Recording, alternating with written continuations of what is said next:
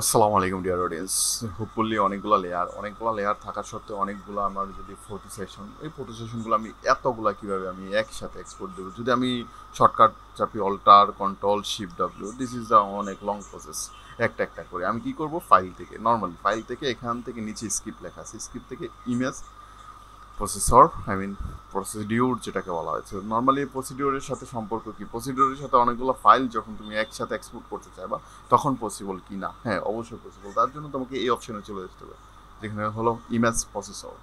Just এখানে আসার পর তোমার কাজটা কি, প্রথমত তোমার যে কোন ফোল্ডার বা কোয়ান্টিটি কেমন চাচ্ছ। আমি এখানে কোয়ালিটিটাকে কি চাচ্ছি, আমি যদি কোয়ালিটিটা আরও 100 চাচ্ছি, 100 দিয়ে দিবে, ঠিক আছে। যা ভ্যালু 12-র ভিতরে থাকতে হবে, ক্লোজ রেঞ্জ, তাহলে সর্বোচ্চটা দিয়ে দিলাম 12। তারপর হলো জেপিজি রিসাইজ ফর ফি, রিসাইজ টু ফিট এখানে দিয়ে দিব, সেভ টু জিপিজি, বাকি সব ঠিক থাকবে। এইখানে আইসা তোমার এখান থেকে একটা ফোল্ডার সিলেক্ট করে দিতে হবে। জাস্ট ফর আমি মনে করো জাস্ট ডেস্কটপের ভিতরে একটা ফোল্ডার ক্রিয়েট করলাম, যেটার নাম দিলাম হলো পোস্টার 2025। জাস্ট এটাকে সিলেক্ট করে দিলাম, এই ফোল্ডারটা ক্রিয়েট করলাম এবং এটাকে সিলেক্ট করে দিলাম, ফোল্ডার সিলেক্ট হয়ে গেছে। তো এখন আমার নেক্সট প্রসিডিউর কি, আর নিচের ফাইলগুলো কিছুতে হাত দিতে হবে না ভাই, এফটি এপিএসডিতে ওইগুলোতে কিচ্ছু করার দরকার নেই তোমাকে, জাস্ট রানে ক্লিক করবা। ওকে, কিছুক্ষণ অপেক্ষা করবা, আস্তে আস্তে প্রসিডিউরগুলো কমপ্লিট হবে।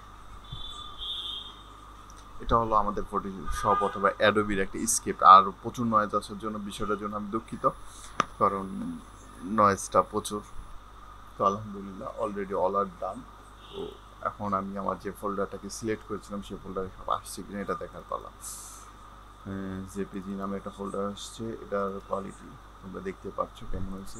আমি যদি একটা ওপেন করি দেখাই তোমাদেরকে, তো তোমরা কোয়ালিটিগুলোও দেখতে পারতেছো, ফুল রেঞ্জের না হাই কোয়ালিটির।